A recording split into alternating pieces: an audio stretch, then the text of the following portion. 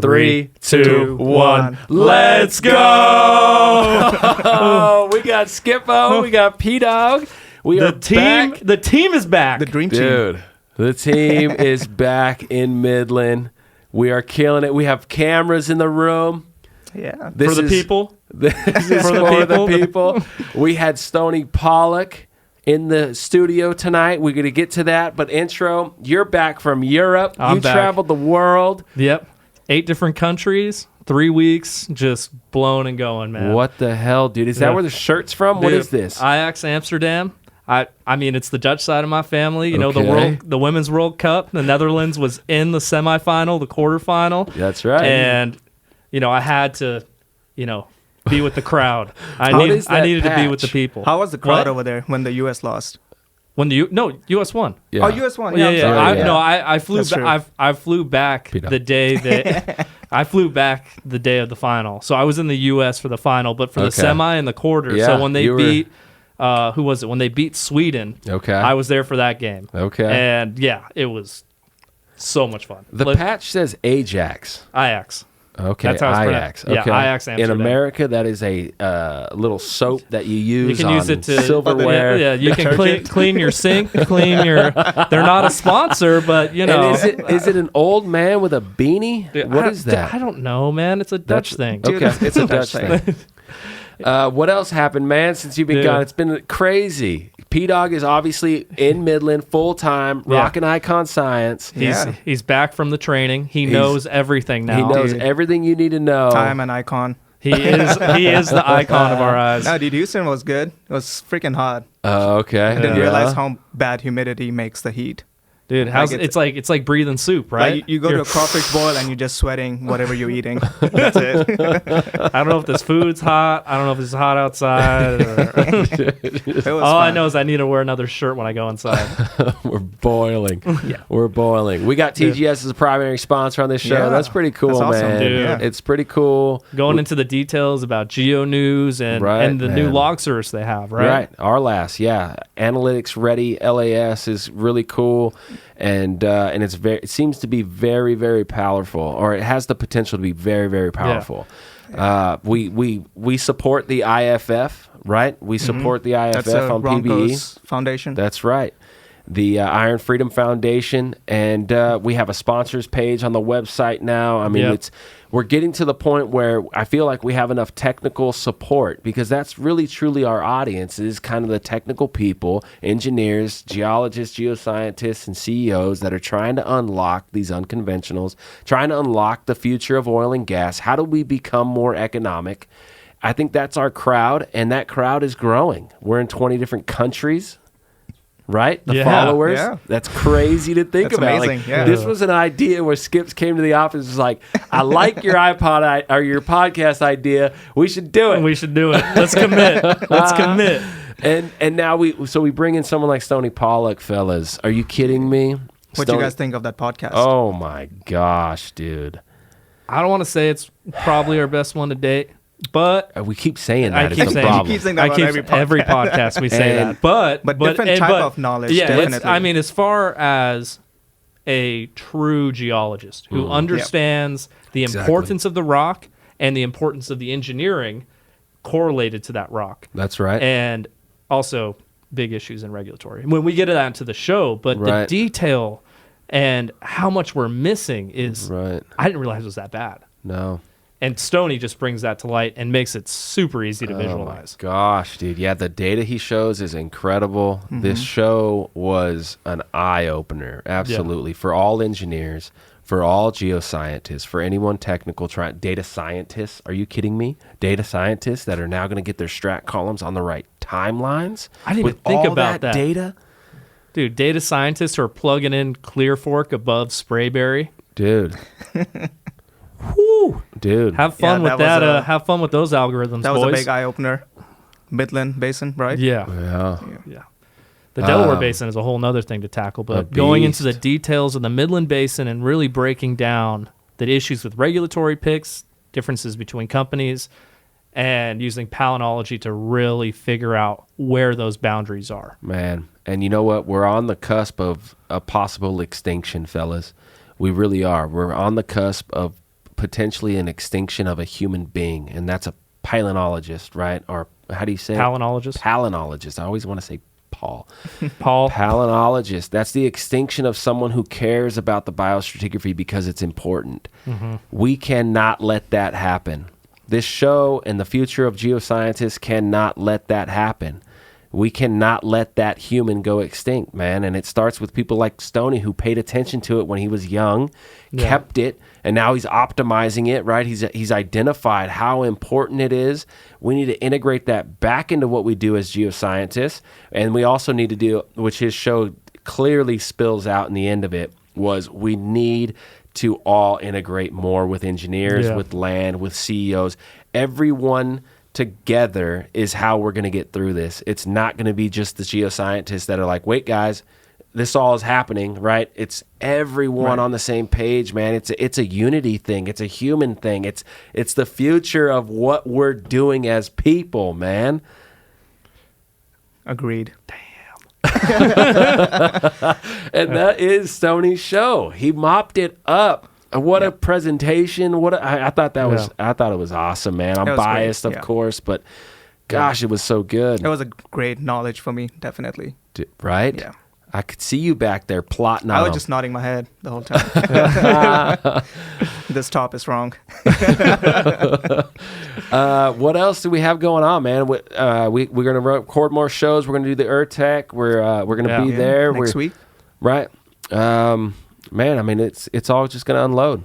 Dude, I think without further ado, Stonnie Pollock.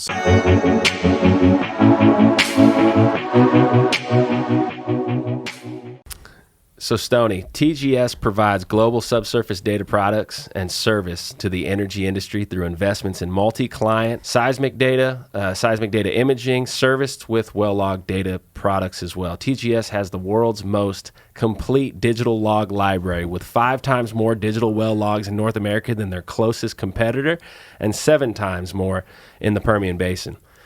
Furthermore, they're leading the way with what they're calling the ARLAS, so RLAS Analytics Ready LAS, and it's by combining their expansive library with machine learning technology to predict well curve response to see log data where it didn't exist before.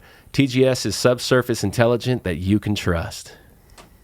Nice. Yeah. Nice. Very good. And that's because they are the conception sponsor of our show, right? And they're the primary sponsor of the PBE podcast. But I mean, just to kind of touch on that too, that's huge because, you know, with a lot of these older logs, right, you'll have, you know, a gamma or you'll just have a sonic. You won't have the full triple combo. Right. So being able to maybe have just, we know it's a model, right? But synthetic, having a general prediction on what that possible sonic could be. Right. I love it.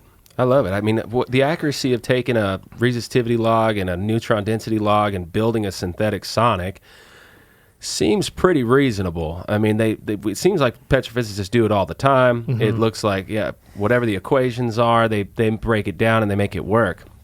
And we rely on it. So TGS is doing this on a massive scale. They have literally all the well logs digitized, and now they're filling in all these gaps with the sonic data. It's pretty incredible. The other thing they're doing, they bring to us, is GeoNews. So up on the screen, we have GeoNews. This is a product that basically the technical news of our industry, along with the drama with the news of our industry, they're releasing this stuff daily. You can set up parameters, do the whole thing. So obviously the Permian's always got a spot.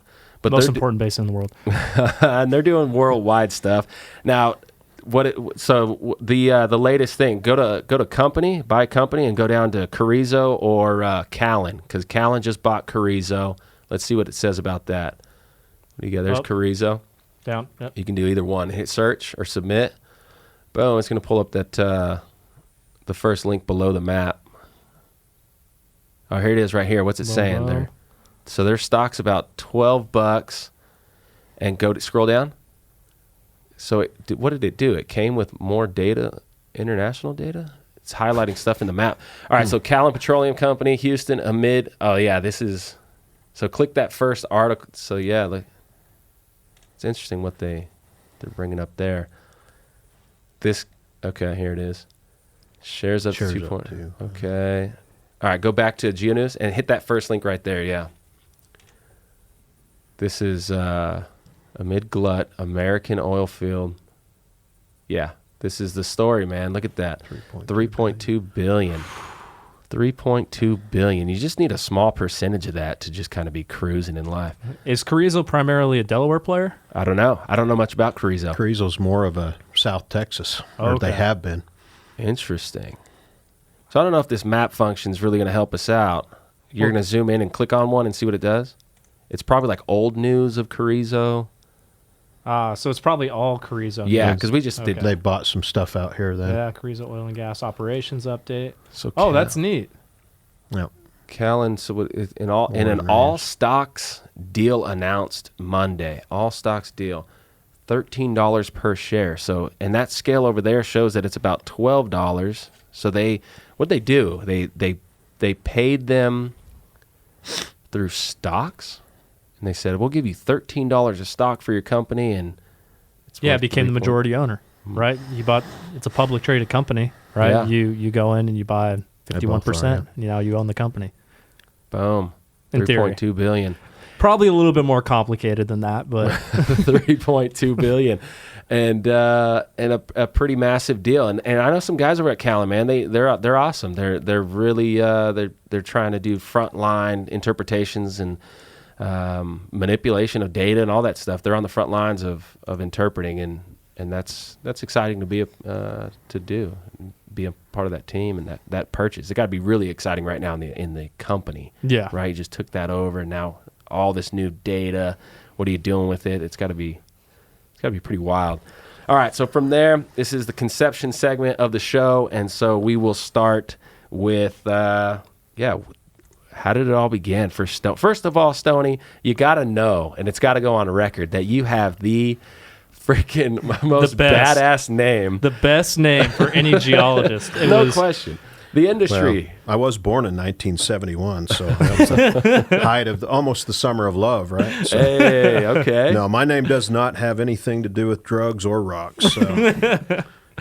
I was named after a rodeo cowboy named Stonnie Burke. No kidding. Had a television show back in the 50s that my dad loved to watch. So there's the history. No kidding. Yes. All right. And now you're on the planet. You're ready to be a geoscientist. You're going through undergrad or whatever. You get your degrees and you start looking for opportunity as a geologist, right? Yes. Born and raised in southern Utah amidst the national parks. Mm-hmm. Wow. Most beautiful. Beautiful spot. In my opinion, it's the hidden gem of national parks in America. Wow. Yeah. That whole area is just. There's you got it's the edge of the Colorado. It's the Colorado Plateau, the edge of the basin and range. Wow. And the Grand Canyon's just south of you, so you're amongst all that. Yeah. Zion, Bryce, Cedar Breaks, Capitol Reef, Escalante, and that. How do you pronounce it again? The locals say Escalante. Escalante. I want to say it proper but in Espanol you'd say Escalante, right? Yeah. So. Escalante, yeah. Huh, to escalate. Is that what that means? No, it's named after Father Dominguez Escalante, who was a Spanish explorer. Sorry, there's the history. Yeah, more Escalate. history. Yeah, getting educated. So, no, that's where I was born and raised, and did a bachelor's in geology at Southern Utah University in Cedar City.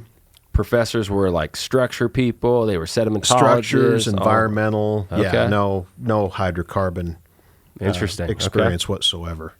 Most of the guys that got the bachelor's degree went off into the environmental field because that was in the early 90s, and there was very little hiring going on in oil and gas in the 90s. Mm-hmm. Wow. So there was really only the super majors or something were making money in the 90s. Yeah, no one's putting money in very little going on. So I finished up and went to grad school at New Mexico State in Las Cruces, and it was a field-oriented program. So we were out in the Guadalupe Mountains about every other weekend. We were at Big Bend. We were in the Boot Hill in New Mexico, southern Arizona, Sacramento Mountains. So I became acquainted with the Permian section while I was at grad school. Yeah. Right. But again, they were a smaller school, a great tectonic sedimentation school, but there still wasn't any hiring going on. I finished out in 99, and the price of crude was about $8 a barrel in the Permian Basin. So was your plan always to get into oil and gas once you figured out? Okay. Yeah, my uncles were roughnecks back in the 70s and 80s. A couple of my uncles were. So I was always interested in the oil and gas industry. And when I started in geology, said strat is what I liked, and I wanted to get into hydrocarbons. Yeah. That was my dream. Hell of a deal. We have similar dreams. So, yeah, graduated 99, no jobs. Yeah. So I did get a position doing some field work with a reservoir characterization company out of Denver. And so I went back up into southern Utah, and we did measured sections and did outcrop characterization methods. And they were mapping and modeling. First time I heard of 3D modeling of reservoirs, North Slope Fluvial Reservoir in Alaska. And this Jurassic Morrison Formation in southeast Utah was a great fluvial analog for that reservoir. So I spent 4 months mapping and measuring sections, doing field work. What the hell? Making good money. It was awesome. I was going to say that's got to be a good way to start it, right? It was a good way to start a graduate, with 2 degrees in geology. But again, I wanted to get in oil and gas. And nothing going on in the 90s. Crazy. Nothing. So, Wow. but you find like this little niche, and you find this great reservoir characterization group. You're doing all this outcrop study. When do you finally get that breakthrough to now, I'm done characterizing, let's go out there and drill a well? Well, when I was at New Mexico State, Texaco came and interviewed for a few interns. And I was doing, my thesis was also back up in Utah looking at the Cretaceous section. And I was doing a fluvial characterization basin analysis of upper Cretaceous fluvial sandstones. And I called Texaco up after I spent about a year back up in Utah after I graduated. And they actually were hiring for a position here in Midland, Texas. So I was like, where's Midland, Texas? As most do. I'd never been here. Wow. I'd been to the Guads. I'd been to Carlsbad. I'd been to Big Bend. Yeah. I'd been in Houston and San Antonio airports. I'd never been in Midland. I'd heard of it. Yeah. So they flew me down here for an interview in about March of 2000. So oil prices, March 2000, were kind of starting to come millennium. up. Yeah. We were getting out of that late 90s bust, which was a terrible bust out here. And I interviewed with them, and about 2 months later, I waited for 2 months. So I thought, I didn't impress anybody. Yeah. I got an offer. So I moved here in June of 2000, went to work for Texaco. Sweet. Wow. And Hell of something a to deal. point out, before I forget, I'm one of the few guys my age in the industry, okay? Right. There's a whole bunch of guys that were hired in the early to mid 80s. Yep. And then nobody until 2008, 2009. Right. Yeah. So there's a generation gap in our industry. And there's big generation gap with geosciences. Oh, right. I was working for Texaco, and there was me and maybe 2 other people out here in Midland had been hired in 5 or 6 years. Wow. There's nobody my age in the business. They call it the Great Gap. Yeah. So I'm one of the few inside that gap. And that led to a Fasken opportunity. Yeah, so Chevron, I'd been working for Texaco about 3 months, and Chevron announces a takeover. And a year and a half later, that's how long it took, with all of us there at Texaco not knowing what was going to happen. Wow. Heads up, Anadarko, folks. Yeah, but hopefully it won't take that long. 'Cause Yeah. these We'll were see. integrated companies. They had to divest of downstream assets and Yeah, bunch such. So I mean, I know they're still bidding on that as far as their board and They stuff at are, Anadarko. Yeah. it's not a fun spot to be in. No, it But doesn't if you sound like work with even a large independent now, or the majors in those days, you were always a merge or a takeover target. And so I was combined 3 years with Texaco and Chevron. Texaco, I really liked the company. Chevron, I didn't like the corporate culture as much. However, I worked with a lot of good, talented people. I got good training there. So those 3 years were really important to my career. And so I'm only 3 years, and I'm trying to get a job with an independent because I really don't want to stand with Chevron, and nobody would talk to me because I only had 2 or 3 years in industry, okay?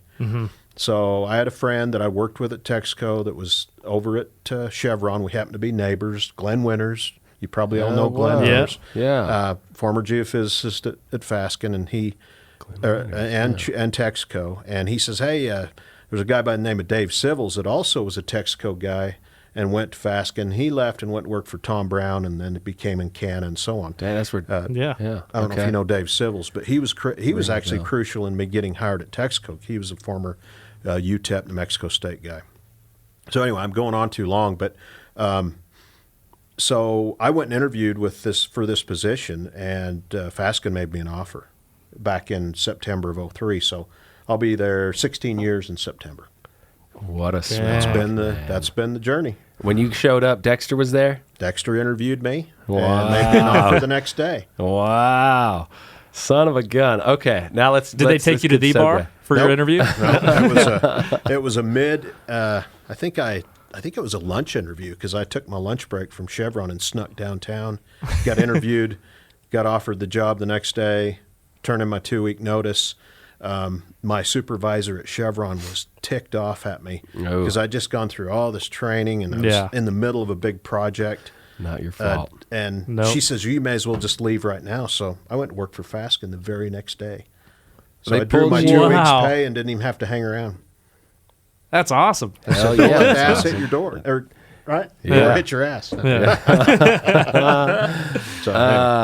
Okay, so that's a good segue because you obviously know that Ronco and Adam, or I should say Ron and Adam were on the show, which are Ronco and Baby Girl to the listeners. We had that show. Did you listen to the show? I did. Yeah. I probably need to clarify some information. Okay. So Ronco gets invited to Fasken team before Adam. Yeah, Ron's been with us about 3 years now. Okay. Your first impression of Ron. Be honest. Let's see. Be honest. I did not meet Ron when we interviewed him at NAPE. I was somewhere else. I won't say where. Or I don't even remember where, but you know how NAPE can be. Oh, yeah. Anyway. Ron, what do I say about Ron effing Bianco? Let's see. No, Ron's got an interesting history. You know, he kind of come in into the industry a little later. He's a veteran Coast Guard, so he's got some great stories. But no, Ron's a skilled geophysicist. We brought him and Glenn overlapped for a time. Mm-hmm. Fasken has such a huge database of 3D, 2D data. I mean, it's just for a small company, they have more seismic data than a lot of majors do. Wow. In the Permian Basin. So that's got to be a lot of fun. So yeah, before Glenn retired, they overlapped just so Ron could basically see how much data we had and know where it all was. So we're up and running. And I mean, he's only been there 3 years, and we're shooting a huge survey. Yeah. Mm-hmm. We're shooting across the Fasken Sea Ranch, the whole thing. We've never shot the whole ranch before. Yeah. It's all been merged in like pieces. It's all been merged, which those of you that have worked the data sets understand there's challenges with those different vintages of surveys. Right. So yeah, Ron's he's living the dream. He's going to have one of the most high effort 3D surveys ever shot in the Permian Basin. It will be the highest effort survey. So yeah, he's got a lot of data to work with, and let's look at it. And the best part about it all is no lease expirations. Right. And you can really take your time to optimize that ranch. Yeah, so he's a skilled geophysicist, interesting personality, a little bit rough around the edges. Ron's at least you know he's going to speak his mind. There's going to be no BS. There's no filter. He doesn't leave no filter. That's no filter. So that's the nicest way I could put it. So it's a lot of fun to work with Ron. And Adam, of course, came over. They knew each other at Apache, and Ron went to a good program, A&M. Adam also a very strong program, School of Mines. So yeah, we got a great skill set. Relatively younger guys, but great experience, and we've got a lot of work to do at Fasken. Yeah. How did Adam come in? Was Adam was he skittish? What was he acting like in that first week or two of what the hell's going on? I'm coming from Apache. I got all this pressure on me. It probably feels like. He seemed relieved to be away from The sweat, the sweatshop. Sorry, I said it first. No, it's he's. I think he's really happy to be there too, and we're glad to have him. Yeah, no, he's a really sharp guy, man. We always get into the rocks when we get together, always. And even though Ron calls him a Yankee, he's from the north, and and he calls him a Canadian. He's got that about accent, but Minnesota. He's sharp. Don't you know? Yeah, he is. Don't you know? Really sharp. Okay, so from here, let's see. So how did the development through all that? We skipped over the part. At some point, you started picking up on this biostratigraphy. You started picking up on the fact that through fossils, we can pinpoint timelines in the subsurface. And it also tells us about environments. It tells us about all kinds of stuff. So let's pull up an image real quick. Maximize that, P. Boom. So this is fossils and time, and this comes from a 5th grade science teaching that we do for the WTGS every year. Yeah, there's a lot of petroleum geologists that should probably look at this. So take a look. You could see on the right is an outcrop and a fellow geologist with a sweet hat. Hey, you got to protect the sun at all angles. Definitely stay out of the sun. He's doing some rock work, and you could see that there's some cartoon figures of fossils through time. One fossil stays in the rock the whole... Is that a fossil or is that a question? Yeah, what is that circle with the gray on the left? I think that's just talking about time. Those are numbers. I'm sorry. Yeah, there we go. That's important. Okay, that's so you got unit 1. You got, of course, the trilobites in the gray in the bottom, the oldest reservoir, the oldest rock, A. And then all of a sudden the rock composition changes, the color changes. However, the fossils of the trilobites stay, and now all of a sudden we have conodonts. That's what's in the black. The composition of the rock changed. Trilobites stayed. Conodonts all of a sudden show up in geologic record, and then boom, composition changes again. We lose the trilobites. We gain, it looks like a brachiopod, and the conodonts stay. So when you look at the rock record through fossils and timelines, that's totally different than sedimentologist timelines. That's obviously has something to do with tectonic, probably driven forces that are rapidly changing the environment. So if you just stay with the second formation where the trilobites are in formation, then all of a sudden they're not, probably what happened in the geologic record, we would assume that there was probably a major oxygen change in the environment. The trilobites went extinct. They couldn't breathe good anymore. The only thing that could breathe well, because the lack of oxygen, was the conodonts and the brachiopods. Well, what drove that change? That is an absolute timeline of itself that could be an indication of some tectonic movement, could be an indication of something else geologically. We have lost, the point of this whole podcast is we have lost this art of geology. Now, that is true. In a time when we have lost our ability to make as much money as possible in the wellbore, we have left behind a geologic tool. Our geologists today are not diving into this because really the PVC bits just totally obliterate. Right back in the day, the drilling bits we were getting chunks of rocks, and we could actually still see fossils back 20 years ago. Now we don't. We lost that completely. However, Stonnie along the way and others have really paid attention and done an unbelievable job. When you look at those paleo reports around the Permian Basin, it's incredible. The timelines. This is Wolfcamp because this fossil is Wolfcamp in age, and then it's gone. When it's gone, that's Lenardian. Not the gamma ray kick, not a neutron density chatter or whatever you're chasing in your reservoir. That's bullshit. That is not geologic. That's regulatory. That's a regulatory pick. That's a landman or an engineer saying, no, this is Wolfcamp. And you're going, oh, it is? Yeah, this is definitely Wolfcamp. I've seen this kick before. Yeah. Blah, blah, blah. Yeah. And you can go from company A to company B. Yep. And they have two completely different picks. Yeah, they don't even call it the same thing. And then when you have those discrepancies, right? Yep. They're reporting to regulatory. So, right, you think they're drilling in Wolfcamp. Yeah. And then you're really looking at it in finer detail, and you're like, wait, biostratigraphy says this is Sprayberry. Right. There's two things going on that complicate this. Regulatory, you already mentioned, and the second thing is lease severance. Sometimes I'll show an example here later, and we'll kind of come full circle as I go through my presentation. But let me point out something right here. There's there's a variety of fossils we can use for biostratigraphy. You mentioned that the PDC bit destroys, say, your fuselinid identification. Right. And you got the old reports, like the Hollingsworth reports, if some of y'all seen those, that's based primarily on fuselinids from big cuttings and tying that back into the outcrop in the Guadalupe Mountains. Well, we also have conodonts, which are small. You can still get conodonts from cuttings, drilled up with a PDC bit, but they've got to be in fossiliferous carbonates. You're not going to see conodonts in mud rocks. Interesting environment. But the one tool that I've used primarily for the mud rocks, which can be used extensively in the Permian, and very few people use it, is palynology. Okay?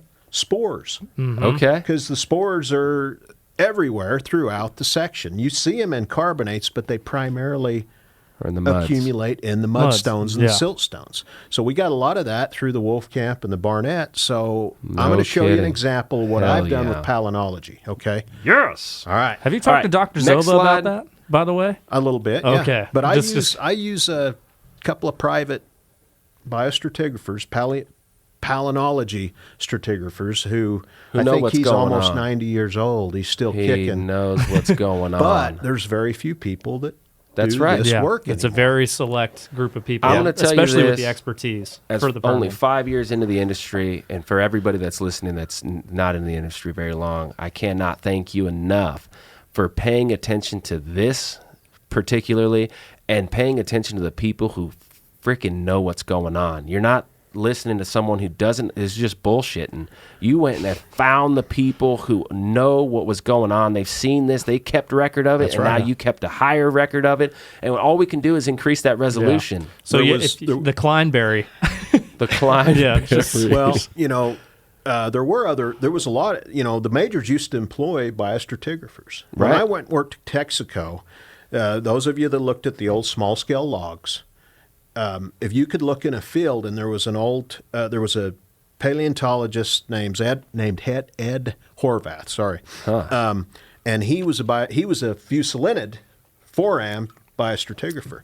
And you'd look and there'd be a little green dot on the top of that small scale log. And he'd go through and zonate everything by age.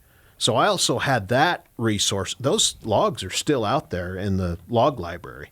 Some of those small-scale logs. Texaco, Chevron may have a lot of them. There are other resources, but the Hollingsworth report, but most of it is either still in some file cabinet, what the majors have, was never shared because nobody shared anything in those days. But anyway, there are other resources. Why? They weren't sharing because it's so competitive? Yeah, everything was tight.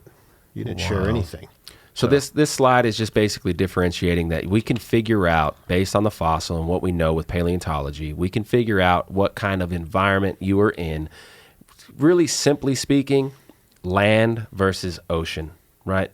So we know that we were submerged in seawater for most of the time in the Permian Basin because of the fossils that it's made up of. That's correct. We also know that we had absolutely near outcrop. Well, the primary macrofossils, right? The macrofossils. So the macrofossils we don't have, great examples of leaves, but the microfossils.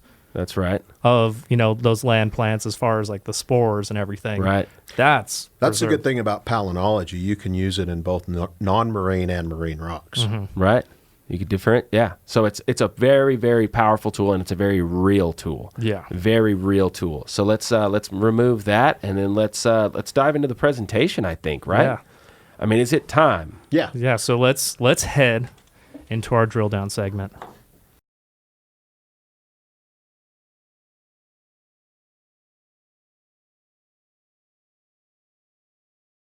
As we drill down now into the drill down segment of the PBE podcast, we are going to let Stonnie unload the clip, as what Skips calls it, or how he refers to it. Unload the clip on the industry right now in paleontology, using biostratigraphic information to understand the age of the reservoir that you're actually in. And Stonnie, I have enough whiskey. The floor is yours, sir. All right. Well, you keep drinking and I'll start talking. Okay, so just real quickly, here's a physiographic map of the Permian Basin, and I just want to point out, since Fasken is so important, that they're a company that enables us to do a lot of science with the work that we do, but they also have a very significant land position in the Permian. That's the outline of the Sea Ranch, which is primarily in Andrews County. Next slide. And there it is zoomed in, so you can see all what's going on. And that was bought in 1913. I know you guys talked a little bit of the history when Ron and Adam were in here, but when that was first purchased, it also included the Maybe Ranch.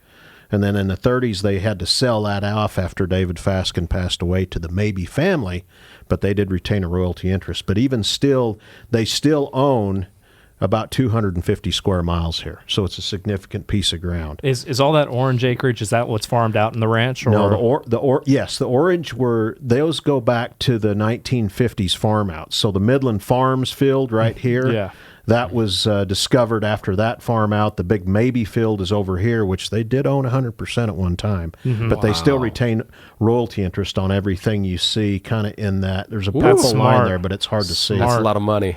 Yeah, so Oxy now operates this, and Fasken operates everything in the yellow. All right. Next slide. Okay, so when I first came to Texaco in 2000, I was given this stratigraphic column. Wow. And so I thought, okay, this is the strat column that everybody in the Permian Basin uses. We all said that. And I didn't even, and now I think back and look at it, I still have it. It's actually made inside an Excel spreadsheet, so you can change anything you want on it. But, for the most part, it's, and I look at the Leonard here, and I look at the Delaware to the platform to the Midland Basin, and you guys ever use the term San Angelo? Not very so often. there's some funny things going on here, right? Okay, next slide. Yeah. Okay, you've probably seen this one. I see this one everywhere. Where did it come from? Yeah, I think IHS. I don't know. There's no reference on it. And you can never find an image that has resolution enough to zoom in to see what it says. I'll tell you what this says right here, and this is one of my problem areas. This says Clear Fork above the Sprayberry in the Midland Basin. I'm going to talk about that again here in just a minute. Okay. Clear Fork. Yeah. So I'll tell you about that in just a minute, okay? So I don't know where that comes from. So next slide.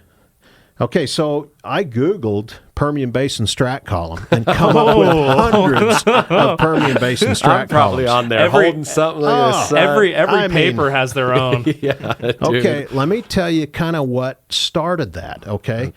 Now, going back to the first one I used as an employee with Texaco and Chevron, now granted, I'd come across others. I'd come across papers, and they had some published, and you would like to think that there has been proper biostratigraphy, that those have been zonated. You'd like to think that those have been correlated to a sequence boundary, right? In a sequence stratigraphic framework. But most of them haven't been. And a lot of them are somewhat correct. We know we have great depositional models in the Guadalupe Mountains that the BG has established. Sure. But what caused this primarily is when the Wolfberry play initiated back in the 2007-8, and then on into the big boom, the 2010 to 14, was the infamous investor presentations. They would have appendices, and that's where most of these come from. And I'm not going to name any names. Sure. You could do the Google search. And some of them are really basic. This one makes some sense. I mean, that one has Cisco and Canyon. Yeah, but then you see something like this, and you're like, well, okay, now they're just making up stuff. Okay, we'll throw some logs on it, try to make sense of it. And then we get real sexy, These can look real cool. I love that artist, man. And then all of a sudden, the investor presentation has to dumb everybody down. That's right. That's right. And look how simple it is now. And they still make one of the biggest mistakes in the Midland Basin. They got the Clear Fork clear up where they should have the San Andreas. But anyway, we'll get to that in a minute. Next slide. Oh my goodness. Unless you guys got any questions. No. So Keep so chugging. I think, I'm going to go to the BG. There are the state's Bureau of Economic Geology. Right. Our state geologist, Scott Tinker, oversees it. I love and that they guy. come up with a pretty good, reasonable strat column. However, you get to the Midland Basin, at least they leave some sections blank. Right? And this is where you run into the regulatory problems, okay? Right. So when they established, the Sprayberry trend has been around since the 50s. Okay. It included the Sprayberry. But when the Wolfberry play initiated, they had to include the Wolf Camp. So I'm going to name their names because it's on the public record. Pioneer went in and changed the Sprayberry Trend field to include everything from what they called Sprayberry, Dean, Wolfcamp. It was already Sprayberry Dean. Yeah. Okay. They included the sediments above, the rocks above, which they called Clear Fork, and they took it all the way to the Strawn, which included the canyon, the Cisco, and they called it all Wolfcamp D. Holy shit! That's So when it now all there's happened. tens of thousands of wells That's literally in when it this all Sprayberry happened. Trend field. And the state of Texas, the Railroad Commission, will never change that field again. Who would want to? Right. That's a nightmare. Yeah. It's a total nightmare. So That's when it happened. that's when some of it was perpetuated Thanks, into Pioneer. the investor presentation. Yeah. There were still a lot of stratigraphic mistakes made back in the mid-'80s So, as well, okay, during the big boom. I have a quick question, and we can move on. But this is exactly what we're talking about. So in the Wolfberry play, as you see that nomenclature, you're telling me that there's Pennsylvanian production, Wolfcampian production, and Leonardian production, And even some Guadalupean. and Guadalupian I'll production. show you a 'Cause type log here in a Clear minute. Fork. Clear Fork in quotes. Wow. And which And that's one of the hardest boundaries to pick too, right? That It really is. That's right. That So- Guadalupian Leonardian boundary is a nightmare. I cannot unless wait to see unless Okay. let's Next go. slide. Okay, so back in 2010, Steve Ruppel, who's also a BG researcher, Right. was given a talk at the WTGS Symposium, and he showed this cartoon. Because everybody's always like, well, wait a minute, why do they have the Bone Spring, and why don't they, what's on the plat? Well, this is one of the best cartoon diagrams I have ever seen. Okay. And it's actually, I know it's not to scale, but it's very accurate. It has some sequence boundaries on there, and it shows the Leonardian relationship from the Delaware There we to the go. platform to the Midland Basin. Can anybody see where they put the Clear Fork on this image and where we were just talking about And the what Clear is Fork? the Clear Fork? The Clear Fork is the platform, the carbonate platform equivalent of the Bone Spring and the Sprayberry sections. Right. Mm-hmm. It's Right. not up above. So when you get up to the Glorietta right here, Clear Fork's gone. the clear, you're out of the Leonardian. Your Leonardian Guadalupian boundary is somewhere in the middle of this section. Okay, it's got to be, because that's where your sequence boundary is. That's where your third order sequences start. If you correlate those back to Guadalupe Mountains, those are all worked out by the sections and through biostratigraphy. Yeah. And sequence stratigraphic framework. So anyway, next one. Images. So I had that cartoon, and I thought, well, I'm going to back up even further. I'm going to go back and see, what they says. So back in 1984, there was a masterful cross-section published by the WTGS, and it was called by a guy named Ed Matchis.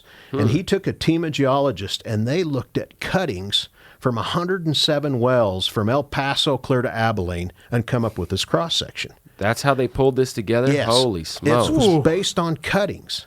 Wow. I never knew that. And I would assume, I don't know, but when I look at these formation lines, it looks like it had biostratigraphic influence to it. But I can't prove that. What was the guy's deal that ran this program? Where did he get the funding? Where did he get the... He just that's a whole nother story. But anyways, back in 2011, I believe it was, myself and Herb Wacker gave a talk in a WTGS symposium about this cross-section and how we use it as a correlation tool. Okay. Okay, so now we're talking biostratigraphy, but we're also talking biostratigraphy. We're also talking about just some good, solid lithostratigraphy. Right. Okay, Right. let's zoom in on this cross-section and look at the Midland Basin. Okay, so if you go Can we back take to it back? that- I'm sorry. Can we take it back one step? Yes, sorry. From right to left, as we go from Eastern Shelf through the Midland Basin, through the Central Basin platform, through the Delaware Basin, we are now there, right? Yeah, all the way up to this that. is the Delaware platform. What is right going here. on? So they did. They There's had the Guadalupe Mountains. Yep. And then they had in Here's the El Paso. Oro Grande Basin. Yeah, they got and Oro Grande on here. They got the. If you went north here, you'd be in the Tularosa Basin. So yeah, What the hell? And it's all correlatable. yeah, and it makes perfect sense. And this is all based on wells that were drilled in the cuttings. This is a massive That's- feature. Every petroleum geologist that works the Permian Basin should have this cross section. You can buy it from the WTGS a great high-resolution PDF file and look at it anytime you want, or you can print it out and hang it on your wall. It's incredible that it can cross over that many geologic provinces. We're talking about the basin and range into the Permian. Yeah. That's a major boundary tectonically, and we're correlating right across it. It's a great resource. It really is. And I'll show you why on this next slide. Let's zoom into Midland Basin. So here's the platform, and we're just looking at primarily the Wolfberry interval, right, up into a little bit of the Permian, the conventional reservoirs in the Permian. Of course, we know that these are all produced conventionally all the way up into the uppermost, or up into the, the San Andres Grayburg. Sure. So let me just point at our Clear Fork problem, okay? Do you see, here's the first Sprayberry, here's the second, and this goes up over the platform and in the Delaware, and it's called the first Bone Spring sand, the second Bone Spring, the third, and the Dean is equivalent to the third, and the tub is equivalent to the Dean and the third on the platform, okay? Oh, my gosh. So here it is right here. Here's the tub.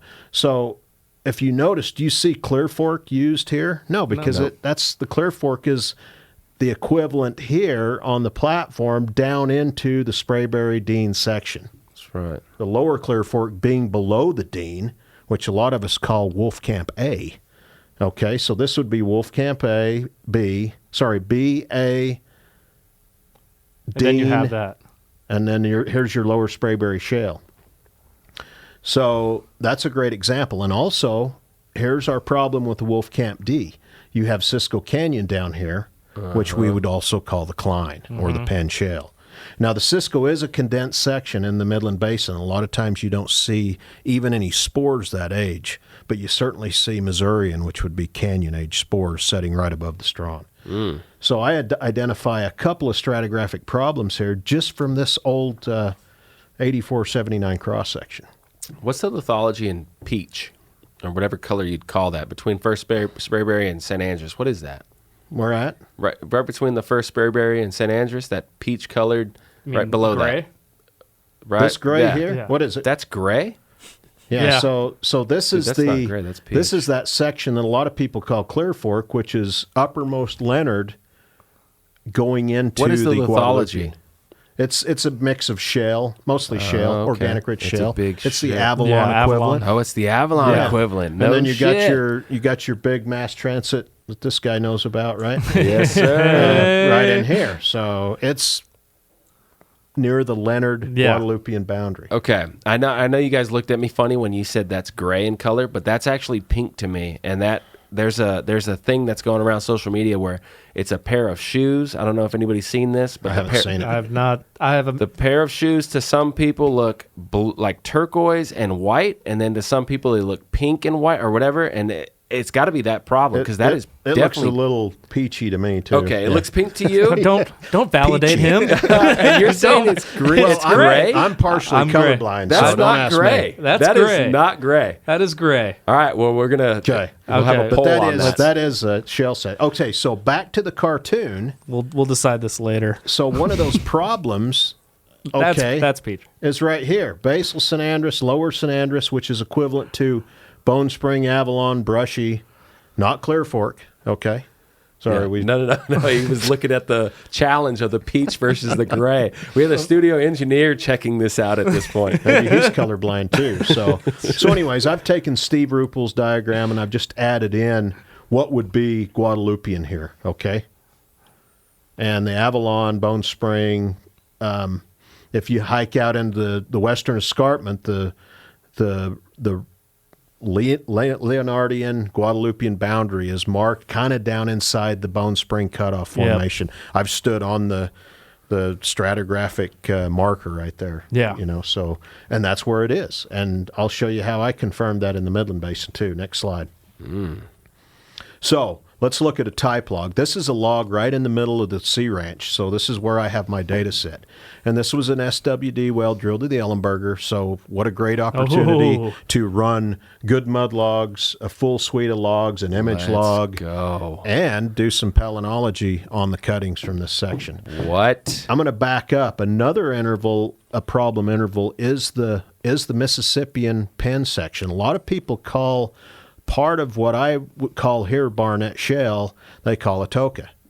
which is also erroneous. And Fasken had a grad student, Clark Osterlin, who is now with XTO, worked that problem out, and he verified through Palynology and sequence stratigraphy that this entire section is the Barnett Shale, just like what you'd see in the Delaware Basin. Okay? It correlates. Sheesh. And then here's our other problematic section. The Wolfcamp A is probably truly lower Leonardian, which that confirms here in a minute. I'm going to show you. Let's go back. And then here is our... Sorry, I'm going to point one thing out before I forget. Here's the top of the Sprayberry. Sorry, this goes from deep to shallow. I should point that out. It's too much information to show in one log. Yeah. And then here's that basin Andrus. This would be equivalent to the Bone Spring limestone, and this would be down here would be equivalent to the Avalon Shale. Your mass transit complex section was this stuff right here in the middle. Oh, snap. You want to say anything about that, man? Yeah. You're the expert. Yeah. Come on, MTD expert. I mean, I just interpreted where it's coming from. No. Hey. You didn't worry about the age of it, right? Right. You just believed that Well, I knew. I kind of put it in the Upper Leonard section. Upper Yeah. Leonard, yeah. Most of it. They didn't call it Clear Fork. Yeah. Stonnie would not allow it. He's already my best friend for not calling it Clear Fork, man. Well, my thought was when you were talking about the Barnett and how that Yeah. that section of rock, when it comes to biostratigraphy, it correlates across to the to the Delaware. Does that give us a better picture of when the Central Basin platform actually formed? That's amazing you'd ask that question, because we've got another graduate student working on that very thing. He's focused on the reservoir quality of the lower Barnett, because this is an up-and-coming play right here. Yeah. There's been some horizontals up on That's the all platform. the elevation stuff, right? Elevation, Oxy, there's others. Let's I can't say a lot about that, but we Let's have go. interest. So this is an up-and-coming play, as is, we've been snooping around in the Woodford, too. That more to come. all More right? to come. On the Woodford. Wait, what's regulatory calling it? So they're calling the Woodford. One more month. Okay. Just give me one more month. So back to that. This is and this zone here, it's called the Moonlight. It's also referred to as the Bradford Ranch and the Azalea. Those were kind of developed back in the mid-'80s. It was kind of an unconventional play ahead of its time. It's overpressured. It's kind of like the Bakken. It's a thin zone. So that's another zone of interest. You're calling it the Moonlight? We call it the Moonlight on the Sea Ranch. It was a field discovered back in the mid-'80s. So they were poking down this deep. They were drilling time highs, and they accidentally took a kick because it's overpressured. You're right. It's about the only zone that's really overpressured in the Midland Basin is this Barnett section. Okay, so that's Clark's thesis kind of talked a lot about that. And if you guys want a copy of his thesis, I can send it to you. Absolutely. He was at Put it up on the TCU. He website. did that at TCU. Sweet. So, and then now Dan Olive with Solross is working on this again, looking at, he's got a full core across the lower Barnett that we just cut. And he's got XRF, he's got log suites, he's got NMR logs, and he's looking at the whole Barnett again as it relates to Tobosa Basin time up into the partition of the Central Basin Dan platform. too. I've met Dan. He's a sharp. Yeah, so that's sharp. we may not get all the answers, but it's a continuation of what we're trying to understand about this Mississippian section. I want to go on record real quick. Will Yeah. you allow Dan to come and present his findings Sure. to the PBE podcast? Sure. Thank you, Stonnie. Yeah, and he'll probably give talks at WTGS and The hopefully symposium in the Southwest fall? section. Probably not this fall, but because he's still working up his master's thesis, Right, but he'll right. defend next spring probably. So it's Wow. coming. It's Hell coming. yeah. Okay. Okay, so sorry, this is boring, but this is No, palynology. it's not. Yeah. So look at all your different spores there across the top. That's just different spores. And here Holy we're cow. talking about from Guadalupian all the way down to the Chester in this example. Okay. Wow. And so all that rock that I just showed you that a lot of people refer to as a toka, kind of like how certain people refer to the lower Guadalupian as Clear Fork, the same things. We ran palynology on about a half a dozen wells, and as soon as we come out of that Atoka lime, back up one slide there, man. This section right here, as soon as you come out of this Atoka Bend lime, they were calling this whole section where the moonlight is included, Atoka. Primarily because of an Exxon paper published back in '85 that called it Atoka. And you called bullshit. That's what I called, man. Absolutely. So, hey, the spores called bullshit. The Rock did. Yeah, the Rock had the right answer. So we start looking at the spores and the cuttings going down, and you kind of see, the Wolfcamp, of course, has pretty good abundance of different things, but even still, this change in spores down through is showing your Leonardian, your Guadalupian, and then boom, what happens right there? That's Chester. So that whole section is the Barnett Shale. And the first thing that made me think about this was I remember once when the Barnett Shale play was rolling in the Fort Worth Basin. Yes, you guys sir. probably weren't in the business center, just coming in. Right, just heard Everybody's stories about like, it. well, there's Barnett Shale in the Delaware Basin. Oh, that's right. And so I saw a cross-section once showing how similar the Barnett Shale looked in the Delaware to the Barnett Shale in the Fort Worth Basin. Man. And I thought, well, where the hell's the Midland Basin? Why didn't they show that there? And it looks very similar there, too, but they called half of it Atoka. That was just things that make you go, right? Yeah. Right. Well, I always bothered me, so I thought, well, I'm going to look at it. So we started doing Palynology, and the way I do this, just a few minutes or a few seconds on procedure, I just get cuttings, just regular cuttings from the well.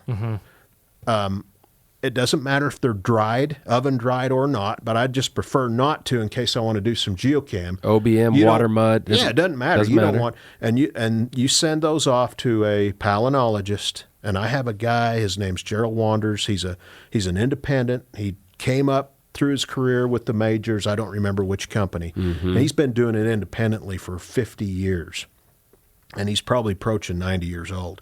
And when I first used him, we were drilling some wildcats in Nevada, and I needed to know. We'd drill into shales, or we were trying to find these organic rich shales. We didn't know what age they were. In Nevada, we didn't know if they were Pennsylvania.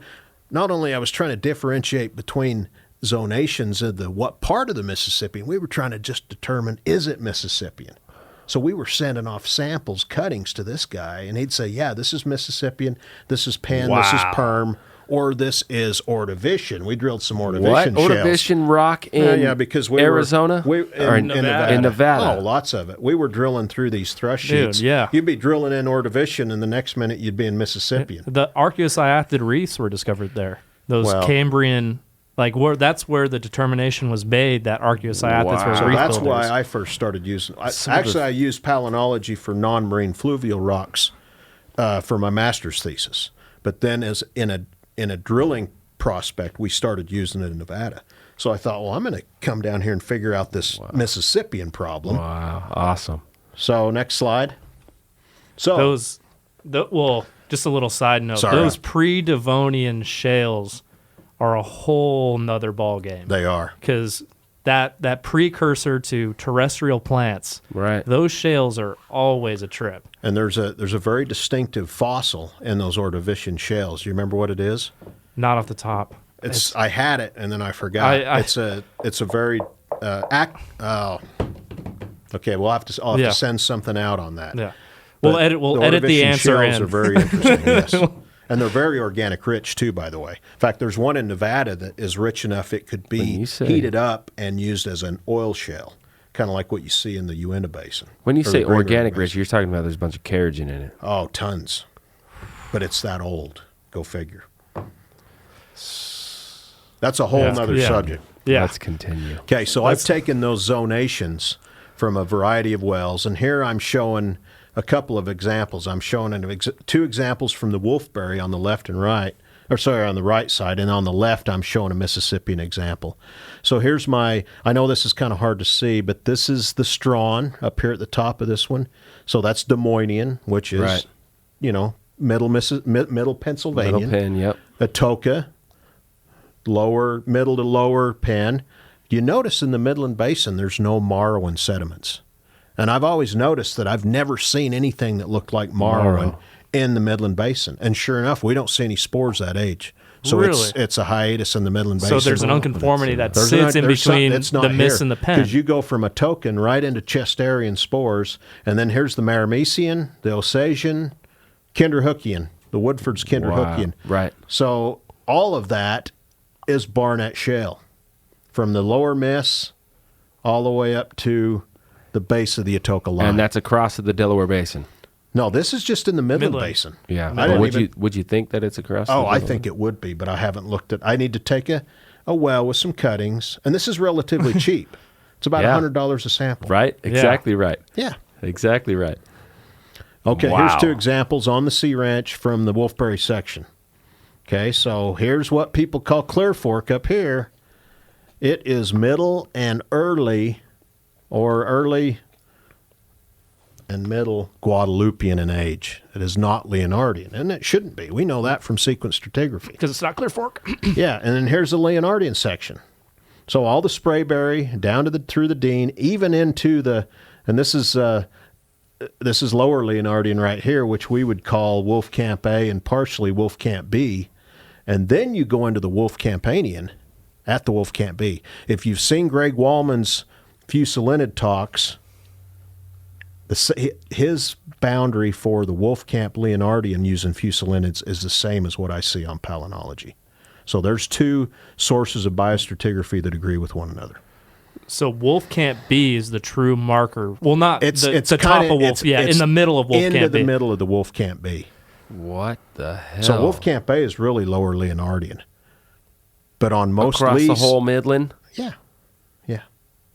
My mind was it just is. kind of blown right Sorry, there. that's a whole that's another problem. I didn't. Yeah, I had no idea about that. But here's another well that says the same thing. See, there's your Wolfcamp. Here's my Wolfcamp B top. And then you're still in the lower Leonardian. Yeah. And then you hit that boundary. Yep. Sorry, that's kind of hard to see. Yeah.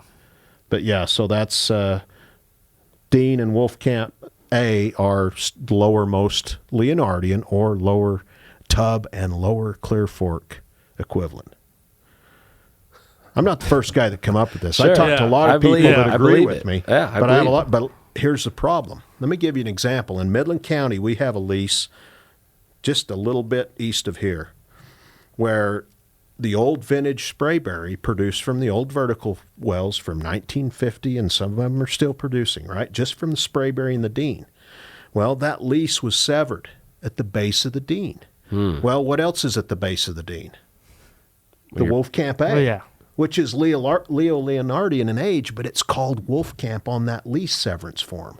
You don't want to call that lower Leonardian. You want to call it Wolfcamp. Yeah. Because if you called it Sprayberry or Leonard, it would be include in the upper Wolfcamp zone. A. You want to be able to produce the Wolfcamp A with the rest of the Wolfcamp. You're never going to change that. No, never. You see what I mean? Oh, yeah. So it's almost like you need a set of operational and regulatory tops and a set of true biostratigraphic, sequence stratigraphic surfaces. And I don't know how to change it. You don't. We got to adapt. We got to have geoscientists adapt and create two strat columns. Those of us are talking about these sections, we should at least be in agreement so we know what the hell we're talking about at the same time. Right. Exactly. Because the basin wasn't the same during the Atoka as it was during the middle and the lower part of the Mississippian. The basin wasn't the same during the top of Wolfcampian and lower Leonardian. That is correct. Yeah. The platform edge, it was a different depositional ramp model. Everything changes. That's what we all need to be on the same page about. Yes, sir. And you can use biostratigraphy to get you there. Yeah. So, next slide. Sorry. Okay, so here's kind of a little sneak peek. We're in the RCRL with the BG, and here's some of the work. They've got our full Fasken data set, and they're doing a little bit of work. Next slide. So this is kind of a cross-section I had from the platform to the... Platform on the left, basin on the right. Platform on the left into the Midland Basin up in the upper Guadalupean section. Because that's a problem too. Yeah. You got some fields, they say this is a San Andres field like the Maybe, and it's really Grayburg. Okay? Exactly. Oh my God. You got that problem too.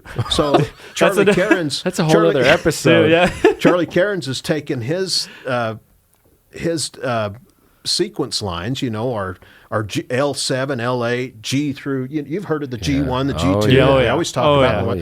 And kind of put these together. And then we take the seismic, next slide, and we start to see some of these sequence stratigraphic lines on even old vintage seismic data. And mind you, ask Ron. I know those lines. We're getting ready to reshoot all this, man. We are reshooting it right as we speak. You guys are about to see the resolution that no one else has ever seen. The highest fold that has ever been seen in the Grayburg-Sanders section. Okay, so that's exciting. Oh my gosh, it's beyond exciting. And if anybody wants that data, they can also go to Fairfield, who's marketing. There's a plug for Fairfield, which they're shooting a larger area around the Sea Ranch, which will be available on the platform. Yeah. Oh, yes. Snap. And that's worth every penny. Next one, and then Charlie's kind of getting to a couple of versions of a true sequence stratigraphic framework model for the Central Basin platform to the Midland Basin, which we have never seen before. Right. It's always been too tricky. What's the McKnight black? Oh, that's a whole nother episode. Okay. And what's the pink? The pink is those are buildups. Those are reefal buildups. Those are reef buildups, and you got a shell coming off, right? Okay, yep. And wow. So anyway, just an example of what we're getting out of the RCRL. You guys are gonna write the future. Back up, go up one. Sorry, Perry. Go up one more. One more. Okay, so right there. That's what.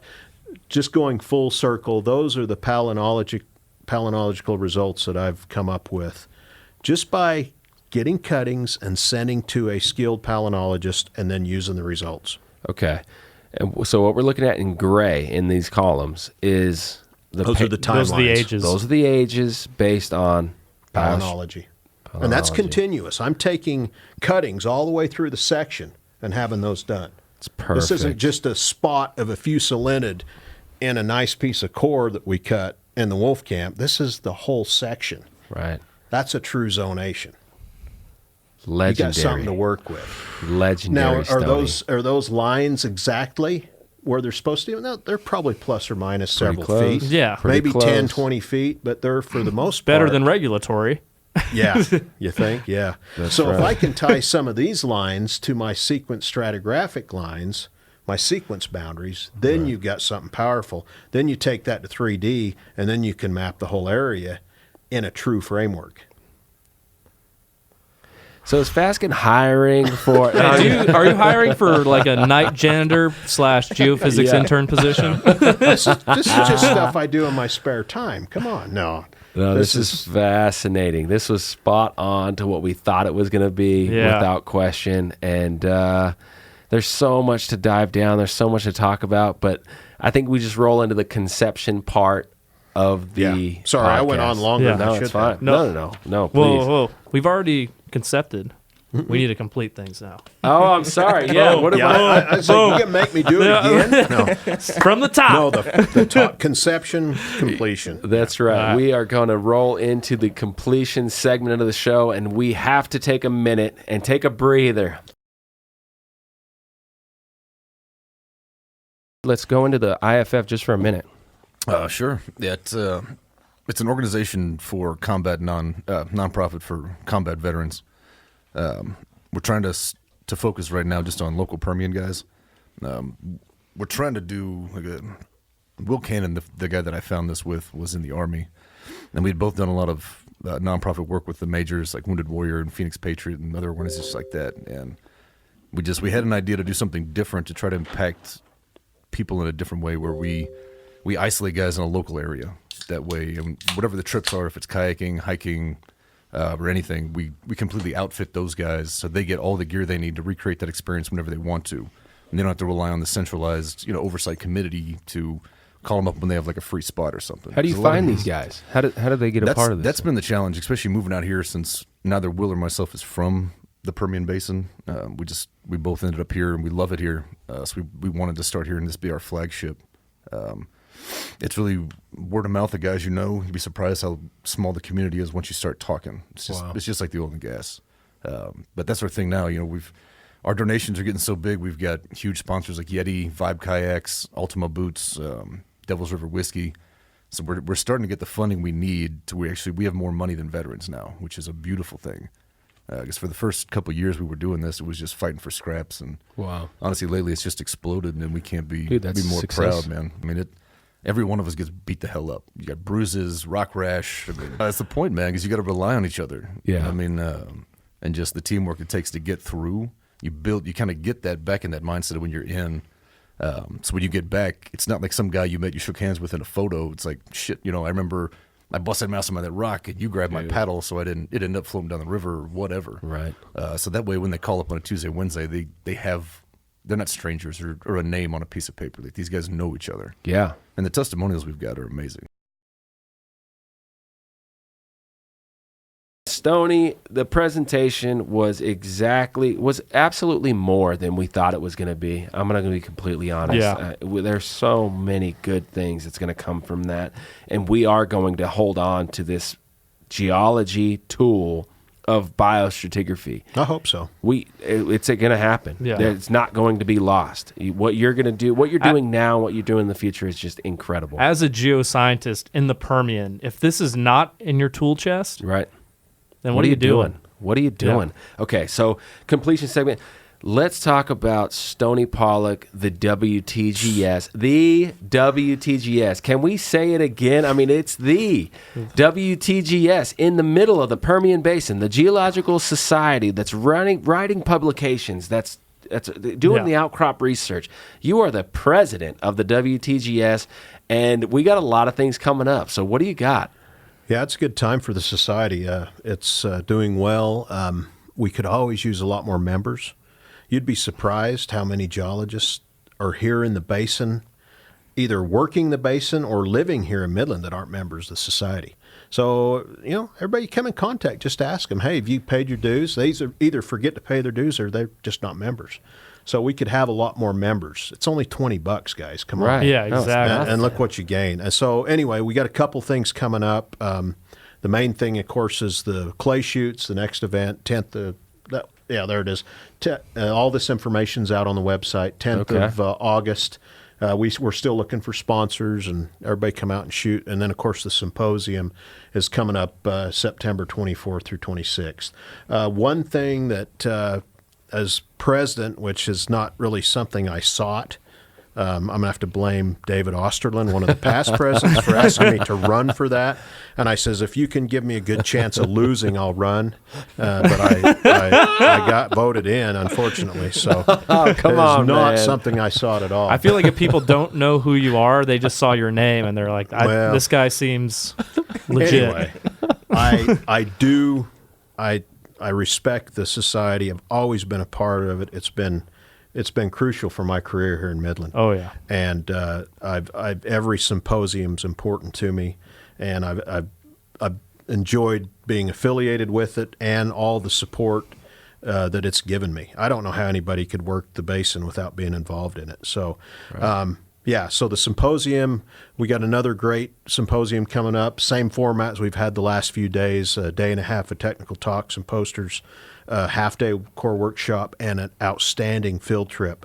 This field trip's going to be led by BEG researcher Javier Javi Jansen. Yeah. And we're going to be in we're going to be looking at the Leonardian, the upper Leonardian, mind you, what some people call Clear Fork, in the Glass Mountains. We're going back to the Glass Mountains in the Sierra Diablos and the Guadalupe Mountains. So we're going to be 2 nights in Alpine and a night in Van Horn. So there's only about 20 spots for this trip. So if you want to go, you got to get registered quick. How are we going to make that traverse? The Glass Mountains, Sierra to the Guads. Yeah. In 3 days. In 3 days. Strictly Leonardian in time. And it starts out, one of the cores in the core workshop will be a Leonardian core. Kind of sets it all to up. set it up. And then we're going to hit the field, man. It's going to be a hell of a trip. You mentioned something about the members and all that stuff. Yeah. And it's a huge mystery to me. I mean, that I'm active. I'm questioning people. I talk to people, and it's a huge mystery to me that we don't have a ton of engineers, that we don't have a ton of other people who are interested in what are we doing with this rock? What is the rock? Let's talk about it. Just the geos here in town. There's so many that aren't members. So I was thinking, is it because the industry right now kind of feels like it's being ran more engineering. And it's that engineers are like, no, you need to be going to SPE meetings and all these things to understand how we get fluids out of the rocks, not so much about the rocks. But it needs to be joint. It needs to be equal. Yeah, it may be part of that, but I just noticed that I go to AADE events, drilling engineer events. I go to, SPE events, As and we they should. have a substantially larger membership than we do. And granted, the numbers are bigger, but we should have more members. So let's do what we can to just encourage people to join. Yeah, that's right. What are the problems that you think? I think part of it is what Troy was alluding to, that there's a lot of independents still in town, and the old conventional game of building a prospect, generating a prospect, selling that to an operator, it just doesn't happen that much anymore because, lease prices are just so high. Yeah. This P&E money that's been thrown into this basin, over stuff going as high as $60,000 an acre, they can't compete with that kind of stuff. So they have to go out into the fringes. It's just nobody's really looking for the old mom and pop prospects anymore. So I think they kind of lose interest in the society and in the business. Wow. And it's the aging of the industry too. Aging of the industry, but we're leaving it, in my opinion, and this goes into the future of the industry and really the closing of the segment and closing of the show is, what is the future of the industry? If we have a segregation, if we can call it that, between engineering and geology, if geologists are not interested in the engineering and they're being forced to be interested, and then engineers are not interested in the geology, there's a major problem right now. There's always been a disconnect there, but I think we're seeing it more and more because we're in factory mode out here. Yes. We're drilling the cubes. We're drilling. It's a mining operation. It's not, and it shouldn't be, because any unconventional play is going to have sweet spots, and we need to be the ones finding those sweet spots, because there's a lot of horizontal wells being drilled in the Wolfberry and the Wolfbone in both sides of the basin. There's a lot of great wells. There's a lot of uneconomic wells. There's a lot of companies that aren't cash flowing, and I think it's because we've went way too far into factory mode. They're thinking every well's just going to replicate over and over and over again. It still depends on... And they got these big rig contracts. They got these completions contracts. Lease problems. And they're going to the P&E companies. They're getting all this capital from Wall Street, and they're just saying, we're going to do the same thing over and over and over again, and that's not how it works. Right. Because we know that's not how the rock works. Spot on. No. That's right. We know the rock's not deposited that we way. need to be looking in detail at the petrophysics. We need to be looking in detail at the geomechanics of these rocks and finding the sweet spots, because that's what's going to make it tick. Yeah. I had a comment. It was an anonymous comment that said, if I hear that, we'll just frack into it. If I hear that comment in a meeting again, I'm going to lose my shit. That was the comment. That was to me. And that's what we're saying. You cannot just frack into it. We don't know what that means. Yeah. That comment is absolutely we'll get there. erroneous. I'm gonna steal a quote from Arthur Berman, and I know a lot of people don't like Art because he's kind of a pessimist, but he's more of a realist. He says, I know. There are people in this industry that have more faith in a frack than they do in God. Wow. I mean, fracks are important. However, yes, they are. And there was a major company that just put out a study. I'm not going to say who quite yet, because I still think it's under wraps. They drilled a well, they fracked it, they got a ton of microseismic work, and then 10-foot spacing, cored an entire lateral, and expecting to see, all right, our frac models, let's see the correlation. See what's happening outside the perfs. Let's say those bi-wing fracs aren't getting there. No. I'm going to put it that way. Yeah, it's totally, we don't know, we don't have any idea what's going on down there. And that's our next step, I think, as geoscientists. We need to help. If we're using these fracs on everything, if that's our industry, which it is, we're not going to get oil and gas out of these tight rocks without the frac. Right. We need to understand what's going on geologically with those as well. That's right. Exactly. So that's our next innovation, I think. Absolutely. And so far, microseismic hasn't really delivered. No. So, unfortunately, it's not. It's either ahead of its time, or it's evaluating. I think it's the right tool. I just don't think we've learned how to adequately process the data. And I think the harder part is the validation is difficult. Yes. Right? Because, I mean, if Absolutely. in a 3D seismic survey, you shoot it, you're drilling down, and it's like, okay, we can validate we hit Woodford, we hit our Wolfcamp A. Microseismic, you're not going back and you're checking. It's still one of the only tools that we can truly map a frac, but is it truly mapping where it goes and where it's brought? Right. That's still a big question. So would I challenge you guys with the thought of whoever's on the front lines and the furthest in interpreting microseismic and continuously just running the microseismic programs, are they the ones that are truly on the front lines of unlocking the unconventional? I think that, but I think it's we need to pay more attention to the data that we already have. Right. There may be more we can do with it, and Absolutely. Oh, and, and I know modeling sometimes is a bad word, because garbage in, garbage out. It's hard to know exactly what to model and how to use it. But yeah, we got to use that. There's been a lot of we have a lot of microseismic surveys, and I think all the time I need to go back and spend more time evaluating that data. Yeah. And because it's still data, right? Right. We always get more out of a data set the more times we look at it. Yeah. It just takes persistence.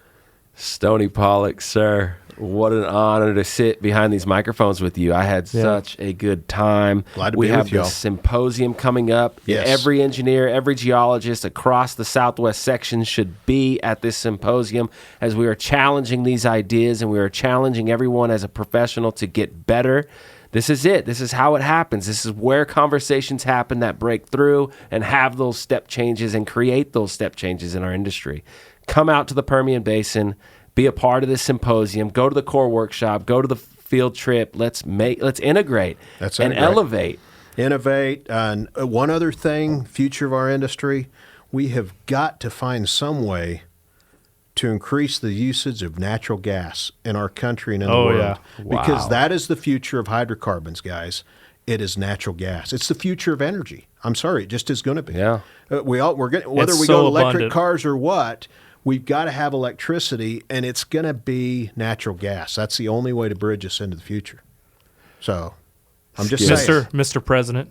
That's right. I'm just saying. I'm not a politician, but we need political innovation. We need technical innovation for natural gas. Wow. I think about that a lot, but I haven't come up with any answers. It's a time to unite Yes. across all departments, across all ideas. We need to unite and become better. Yeah.